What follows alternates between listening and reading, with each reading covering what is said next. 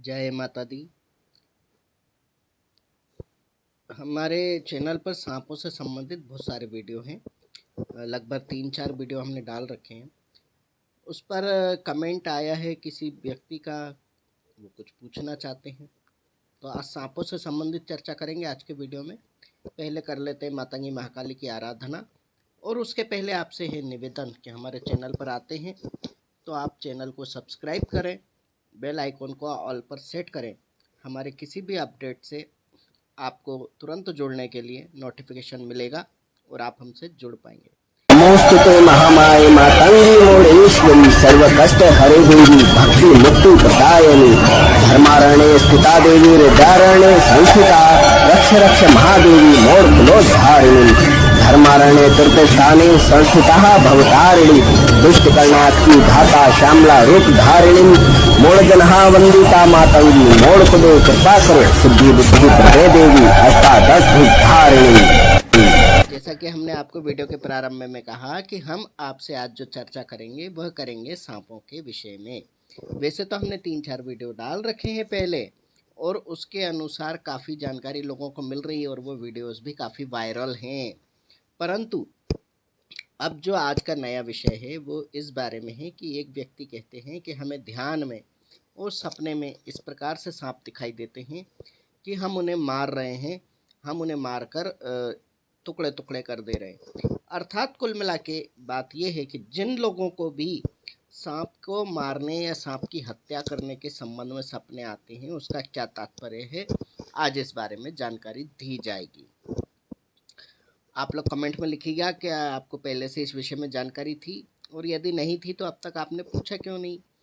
और यदि इससे रिलेटेड कोई और प्रश्न हो और कोई जानकारी हो तो आप भी अपनी तरफ से हमें दे सकते हैं, अवगत करा सकते हैं, हम उन पर भी वीडियो बनाएंगे। तो फिलहाल बात यहाँ आती है कि आपको सांप के सपने जब आते हैं तो उसका तात्पर्य ये होता है कि अधिकतर समस्याओं में पितृ दोष के कारण सांप दिखाई देते हैं, अधिकतर में। उसके अलावा कब कब दिखाई देते हैं, क्यों दिखाई देते हैं, उसका क्या फल होता है, सब हम दूसरे वीडियो में दे चुके हैं। परंतु हम यहाँ पर मान के चल रहे हैं कि आपको जो है पितृ की समस्याओं में ये दिखाई देते हैं, लेकिन कई बार सर्प श्राप होने के कारण भी ये दिखाई देते हैं। आपने पूर्व जन्म में सांप की हत्या कर दी हो, सांप को मारा हो, सांपों को सताया हो, तब आपको इस प्रकार के स्वप्न ध्यान में भी दिखाई देते हैं और स्वप्न के रूप में भी दिखाई देते हैं कि आप सांपों को मार रहे हो। सांप आपके पास आ रहे हैं, आप उनसे भय खा के उन पर अटैक कर देते हो, उनको मार डालते हो, उनकी हत्या कर देते हो, वगैरह वगैरह। आप अपने हाथों से तोड़ देते हो गुस्से में आकर के, इतना आप गुस्सा दिखता है उस समय पर। तो ये पूर्व जन्म के आपके कर्म हैं जो सर्प दोष के कारण आपको दिखाई दे रहा है। ये पितृ दोष बन के आया है आपकी कुंडली में, या काल सर्प बन के आया है, जिस भी भांति से आया हो, ये आपको दिखाई देते हैं। तो ये बहुत अच्छा स्वप्न नहीं है, ये बुरा है, ये आपके जीवन का दोष है। पूर्व जन्म किसी ने नहीं देखा, आप ये तर्क देंगे, हम भी यही कहते हैं, हम भी प्रैक्टिकल चीज़ों में विश्वास करते हैं, आज में विश्वास करते हैं। तो आज आपकी जो वृत्ति है कि किसी को भी मार देने की, क्रोध करने की, हिंसक वृत्ति आपके अंदर ये दिखा रहा है। आपको इस वृत्ति से बचना है। आपको करना क्या है, आपको सर्वप्रथम ये चेक करना है कि हमें सर्प किस कारण से दिख रहे हैं। कहीं हम सर्पों से भयभीत तो नहीं है, उनके बारे में हम अधिक चलचित्र स्टोरी आदि तो नहीं देख रहे। ये सब किए बिना भी अगर आपको दिख रहे हैं तो वो कब दिख रहे हैं, हमें सपने में दिख रहे हैं या ध्यान में दिख रहे हैं। अब हमें यहाँ थोड़ा डिवाइड करना पड़ेगा। ध्यान में अगर दिख रहा है तो यकीन मानिए कि आपके पूर्व कर्मों से संबंधित है, कहीं ना कहीं आपने कोई ऐसा कर्म किया है जिसके कारण वो दिख रहे हैं। और अगर वो स्वप्न में दिख रहे हैं तो वो आने वाले भविष्य का संकेत है कि आप हिंसक हो सकते हैं, हिंसक प्रवृत्ति के हो सकते हैं, आपके ऊपर किसी प्रकार का कोई बुरा समय या कोई अशुभ खबर आदि आने की संभावना है। तो इसलिए आपको अधिक दिखाई देते हैं। अब आप करेंगे क्या, इसके निवारण के लिए आपको करना है प्रत्येक सोमवार को भगवान का जो है आपको दूध मिला करके अभिषेक करना है।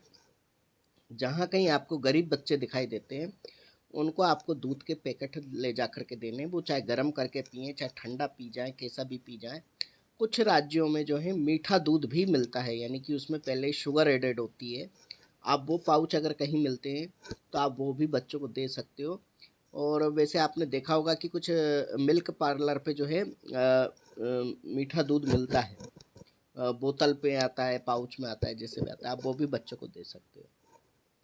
प्रार्थना करते हुए देना है कि मेरे ऊपर से जो ये दोष है, किसी भी कारण से दोष बन रहा है नागों का, सर्पों का, ये मेरे से मिट जाए और मेरा, मेरे कुल का, मेरे परिवार का भला हो, हमारा अच्छा हो। और मेरे द्वारा यदि कोई गलत कर्म हुआ है तो मुझे उसका ज्ञान दिया जाए, उसका मुझे संकेत दिया जाए ताकि मैं उनको सुधार सकूं। प्रार्थना करते हुए आपको ये सब देना है। हो सके तो दान दक्षिणा भी थोड़ा बांट दो साथ में, पर प्रत्येक सोमवार आप ये करते रहें। और इसके अलावा नवरात्रि की पंचमियों पे भी आपको जो है दूध का दान करना चाहिए, ताकि आपके घर में पितरों की शांति बनी रहे। नाग दोष की, नाग योनि के जो पितर होते हैं ना, उनकी वजह से भी ये होता है, उनकी वजह से ही होता है बल्कि कहें तो, क्योंकि वो पितर जो हैं वो नाग योनि के हैं, इसलिए आपको इस तरह दिखते हैं। लेकिन आप उनको मार रहे हो, ये अच्छे संकेत नहीं दिखते, ठीक है। तो आपको ये करना ही है, आप ये करोगे तो आपके घर में उद्धार होगा, शांति होगी और आपका कल्याण होगा। बुरी घटनाएं जो आने वाली होती हैं, तो अगर हमेशा उदाहरण हम देते हैं कि आपके पूजा जब तक व्रत दान से जो रुपया भर के आने वाला होता है, उसमें आपको ये मान के चलो 5 पैसा 10 पैसा कष्ट होता है, बाकी 90 पैसा आप बच जाते हो कहीं ना कहीं।